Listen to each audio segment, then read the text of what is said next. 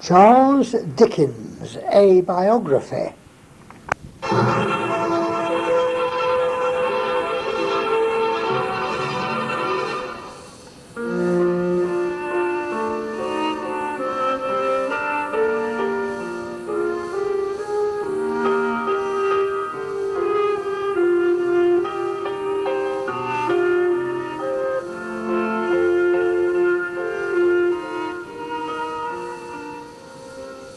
In 1812, the great seaport of Portsmouth was the headquarters of the British Navy. From here, only a few years before, Nelson had sailed in his flagship Victory. In this year of 1812, Napoleon was at the height of his powers and was about to begin the attack on Russia, which would bring about his downfall. The dockyard and services of the naval base were therefore of major importance to England. Here also worked, as a clerk to the Navy Pay Office, John Dickens. In the agreeable and important world of the Navy in Portsmouth, and on the comfortable salary he enjoyed, Dickens had set up house in number 387 Mile End Terrace. It was here on the 7th of February that his son Charles was born. The house was only a few years old then, and was a comfortable middle-class residence.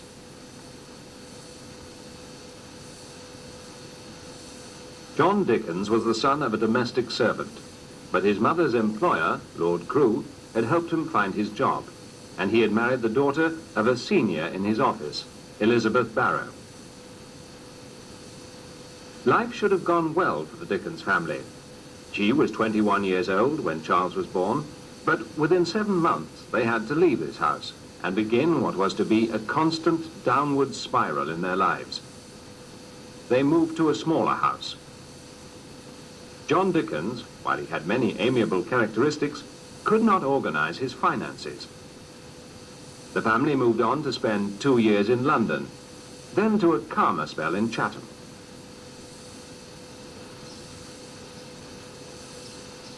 The Navy no longer occupies the once bustling yards of Chatham on the River Medway near London. In 1817, however, it was a major naval yard. It was a good posting for John Dickens, and he took a house in Ordnance Terrace up the hill from the dockyard. At that time, it was a respectable middle-class home, and it was here that Charles was to find the happiest memories of his childhood.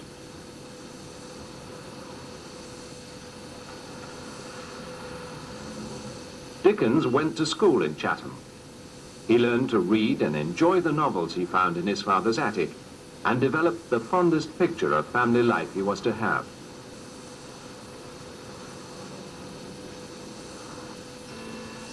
He went for walks with his father, which took him past nearby Cobham Hall, a first view of the grander aristocratic world outside. This great Elizabethan house, like so many of his Chatham memories, was to find its way finally into his books.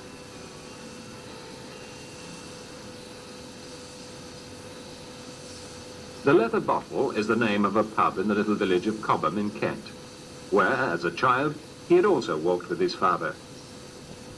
Charming to Dickens because of its obvious old-world quaintness, to the modern visitor it is doubly important because it features in a Dickens novel.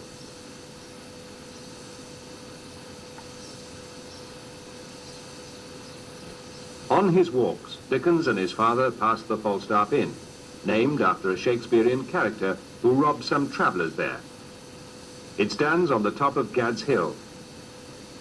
The romance of all this would naturally intrigue Dickens. But just about opposite the pub, with a strange cupola to decorate it, is a house called Gad's Hill Place.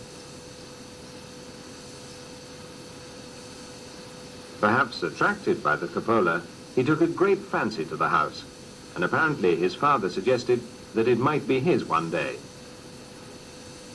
Dickens was the sort of person who set himself goals and achieved them. It's not really surprising then that he did eventually return and buy Gad's Hill Place. In this way, as in others, he was typical of the much admired, self-made and successful man of the Victorian world.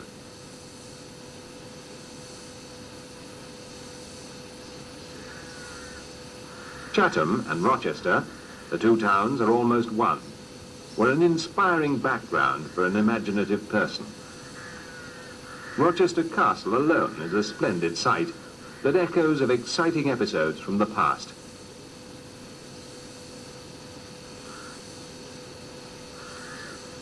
Dickens felt so much a part of this that he wanted to be buried here in the moat graveyard.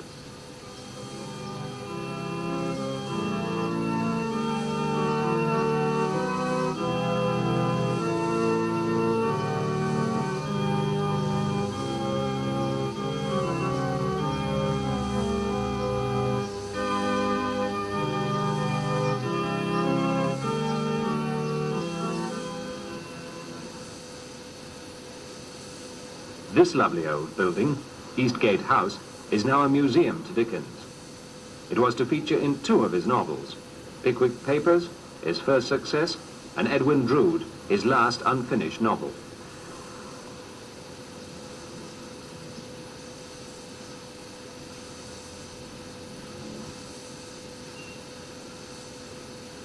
Dickens went to school in this attractive town and met a sympathetic and encouraging schoolmaster.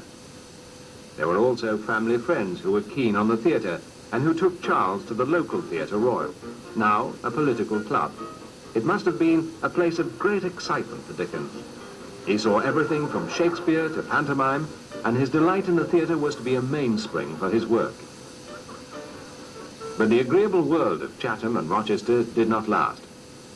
By the time he was 10 years old, the family had moved to a poorer house in Chatham, and then his father, in difficult financial circumstances, was posted to London. They found a house in Camden, to the north of the city. It was in a street called Bayham Street, now demolished, and life at number 16, with the now 6 children of the family, and much of the furniture sold to pay debts, could not have been very comfortable, though they still had a little orphan girl as a maid.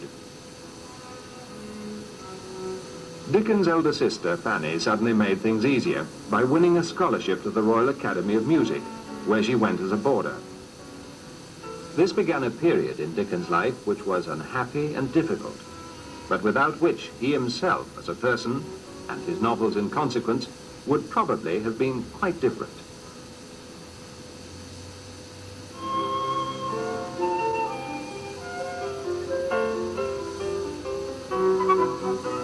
Bayham Street was about 25 minutes' walk north of the river, and in 1822, not far from the countryside.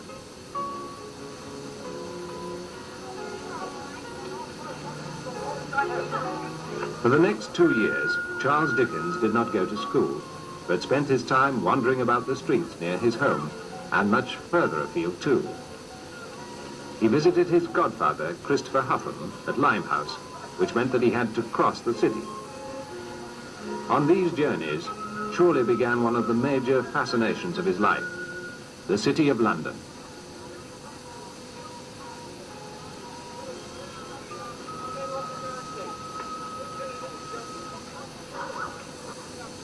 St. Paul's Cathedral dominated the city from most angles, as we can see from this contemporary view from the river.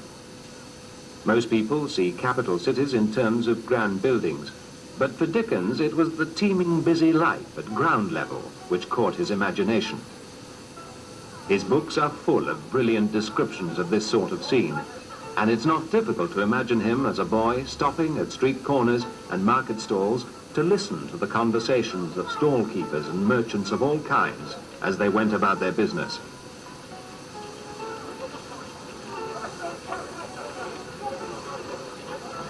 It was a jolly world with people of elegance making a splendid show.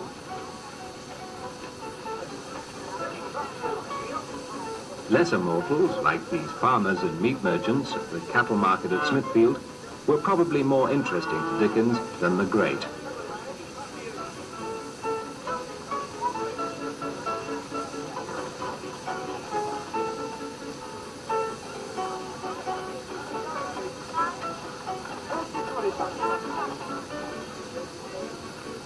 London had several of these galleried inns, where Dickens' characters were to arrive and depart with great frequency.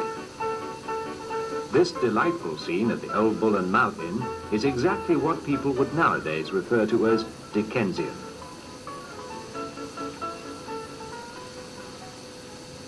Today, there stands only one example of such an inn, the George Inn at Suffolk, on the south bank of the river.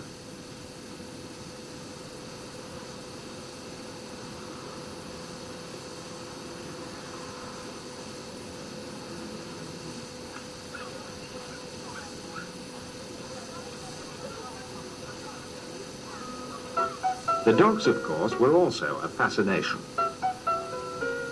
There are many scenes in the books of mist and fog over the river, of bodies being washed up, of escapes made by boat. This beautiful photograph, from later in the century, perhaps evokes the atmosphere Dickens picked up best of all.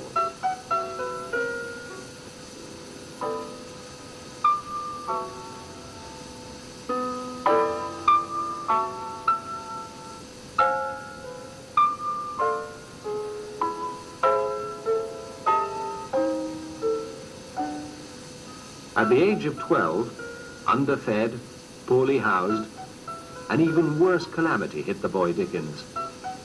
In a gloomy side street near the river, he was put to a job in a blacking factory, labelling jars of bootblack. And soon after, his father and the rest of the family were sent to the Marshalsea prison for debtors. His father's affairs had reached an irredeemable state, and to visit his parents, Dickens had to trudge across the bridge to Suffolk, to where for almost a year his family was imprisoned.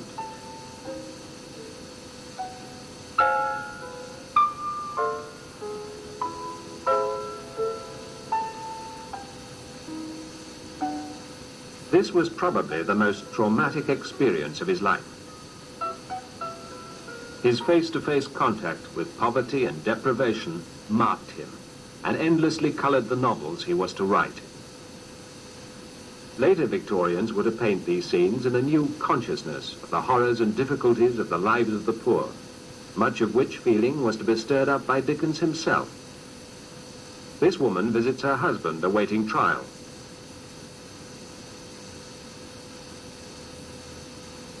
The people here await entrance to what was called the casual ward, a house where the homeless could spend the night.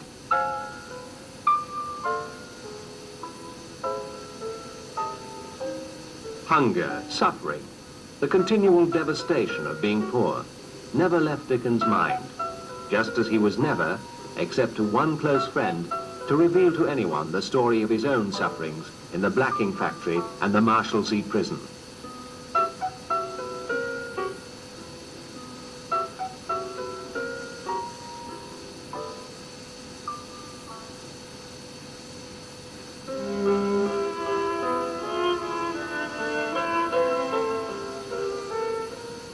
It is quite hard to reconcile this portrait of an elegant and successful young man with the world of Dickens' youth in the London streets.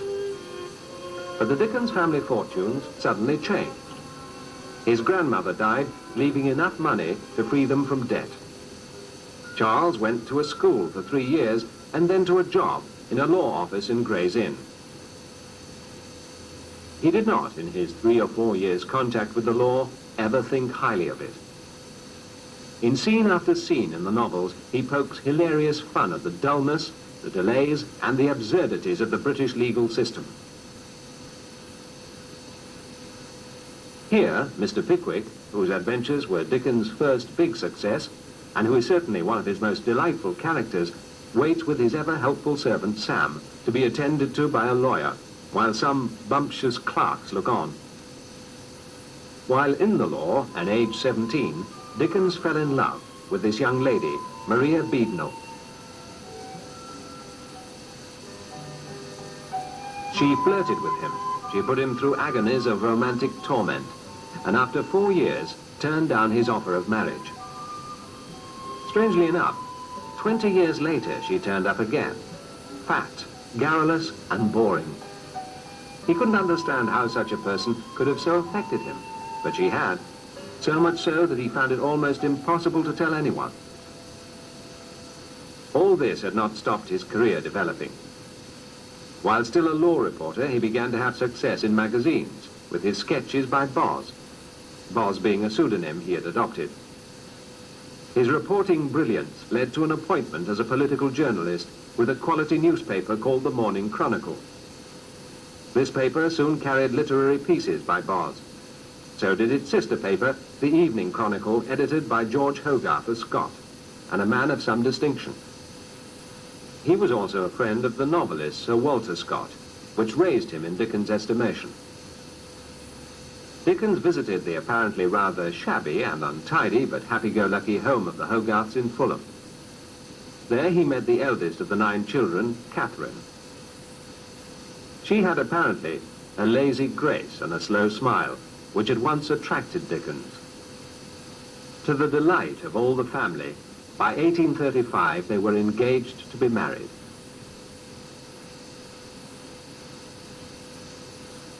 Furnival's Inn on Holborn was where he now lived, and where after the success of his Boz sketches, he began the writing of the Pickwick Papers. Already working feverishly hard, as he was to do all his life, on a multitude of projects, in the frugal conditions at Furnival's Inn, although earning well, he had to continue to get his father out of debt, he found that Pickwick was not at first a great success. With charming etchings by a shy young artist called Hamlet Brown, working with the pseudonym Phiz, the book had to be a success. Because in the hope of the money it would make, Dickens married Catherine Hogarth.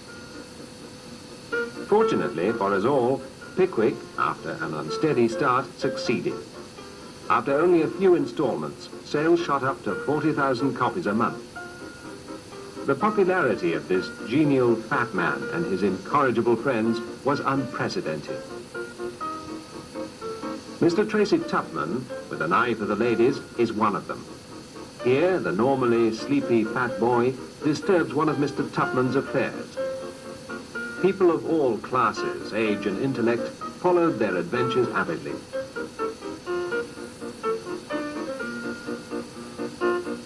There were Pickwick hats, of course, who could resist them? Pickwick coats, Pickwick canes, Pickwick cigars, and Pickwick furnishing fabrics. And today, the name is synonymous with things English, and possibly a little eccentric, delightfully eccentric. With Mr. Pickwick, Dickens turned his back on poverty and obscurity and became a public figure. At the same moment, he became a married man.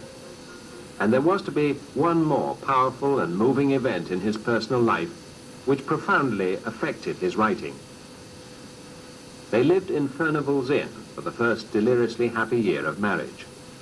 Not long after that, the first child was born.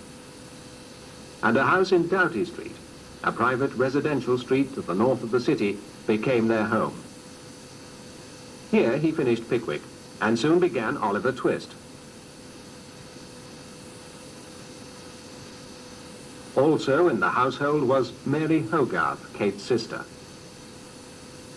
She was 17 and had lived with them from the first days of their marriage after their honeymoon. Dickens doted to an extreme degree on her charm and liveliness. Suddenly, after a theatre visit, she collapsed and within a short time had died in his arms. He was devastated and, according to his own account, never fully recovered from the shock. He wrote this epitaph for her grave, which he purchased.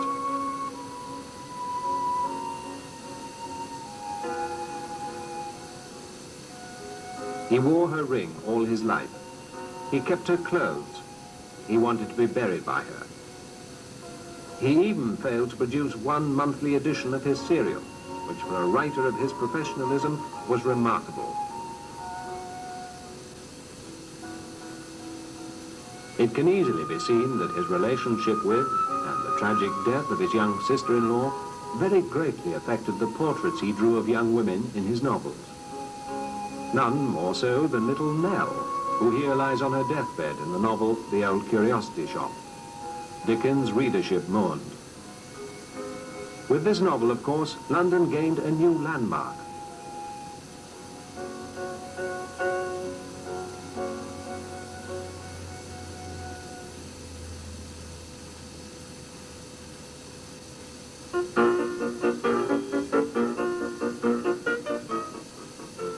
It could be said that with the success of Pickwick and the death of Mary Hogarth, a good part of Dickens' personal life was over.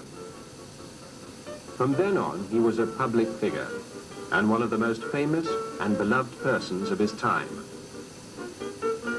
Here he is at the age of 27, 3 years after his marriage, painted by the celebrated artist Daniel Maclise. Maclise was one of his many friends, and friends were very important to Dickens. He was on the whole loyal to them. Particularly special amongst them was John Forster, who helped him in relations with publishers, advised him in artistic matters, and remained a lifelong friend and ultimately biographer.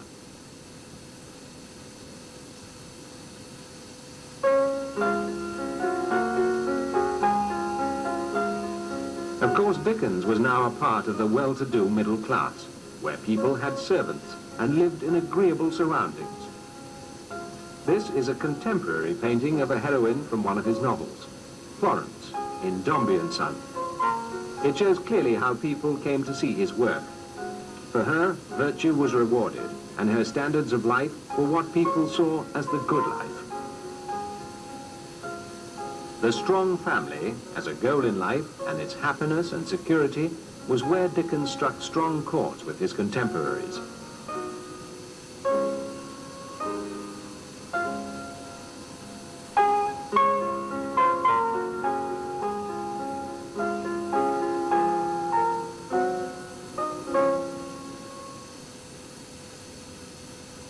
He ended up with 9 children of his own, and a separation from his wife.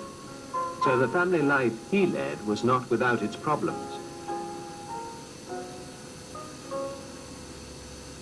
His novels, however, bubbled with life and vitality, as did the Victorian world itself.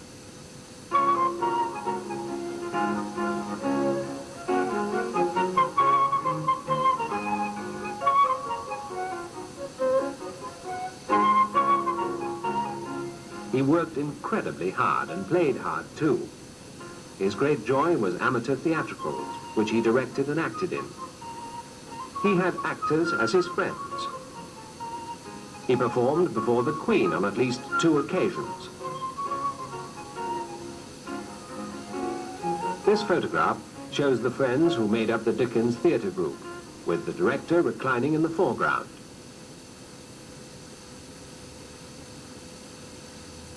The dialogues and descriptions in his novels are wonderfully theatrical, so his tremendous enthusiasm for acting is not surprising.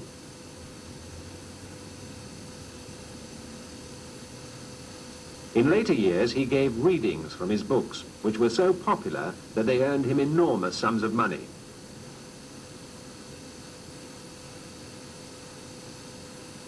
Naturally, his fame as England's greatest author was not limited to Britain. He made 2 visits to the United States in particular. He was feted wherever he went, here at a dinner in New York. But he had mixed feelings about the States. He was disappointed to find it not quite the land of the free he had hoped for. The Americans didn't like all that he said when he was there. The United States had no copyright laws. They read copies of his books by the million, but they paid him nothing. He accused them of deceit. On his second tour, a reading tour, he made a large amount of money, but claimed that it wasn't enough. Not that he was greedy, just that he was worth more.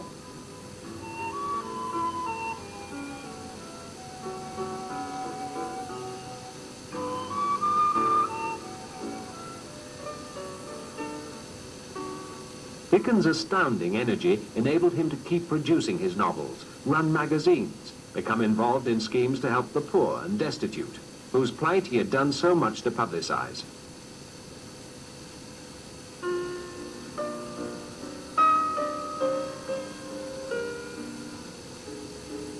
His popularity continued to increase, and his name was used commercially, just as prominent people are used in advertising today.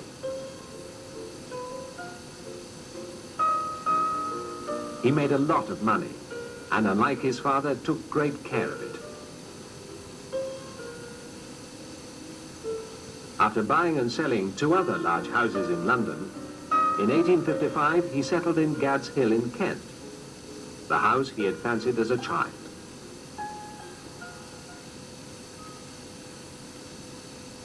Dickens and his wife were finding life together more and more difficult. A measure of their rather odd family is that the real housekeeper and organizer was Georgina Hogarth, another sister of Catherine's, who had moved in years before, adored Charles, and was happy to take over from the rather supine Mrs. Dickens.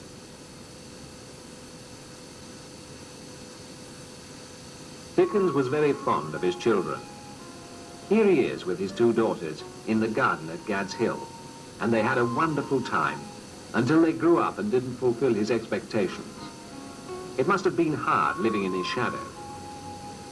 He never lost his sense of fun and loved to dress up smartly.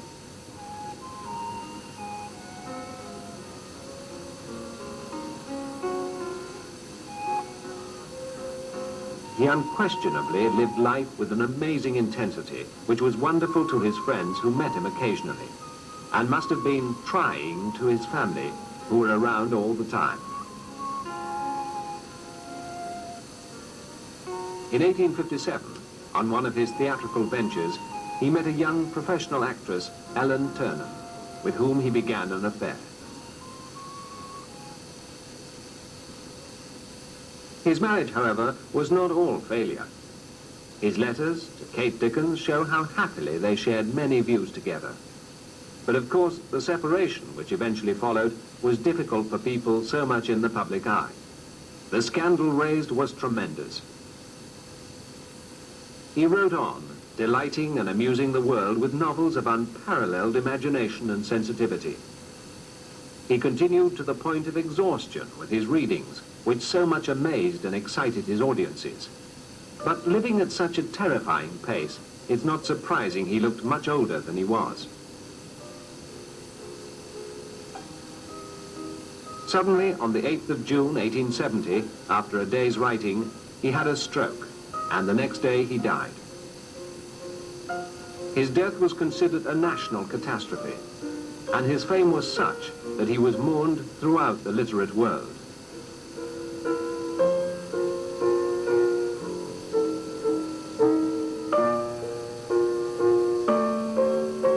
Dickens hugely enjoyed the people he invented and the experiences they underwent in his novels. There are many accounts of his laughter over his work and his acting out of the dialogues. Judging by the millions of copies still sold in languages around the world, it seems that his fascinating and varied parade of characters and situations offers just as much entertainment and delight to us today as it did for his contemporaries.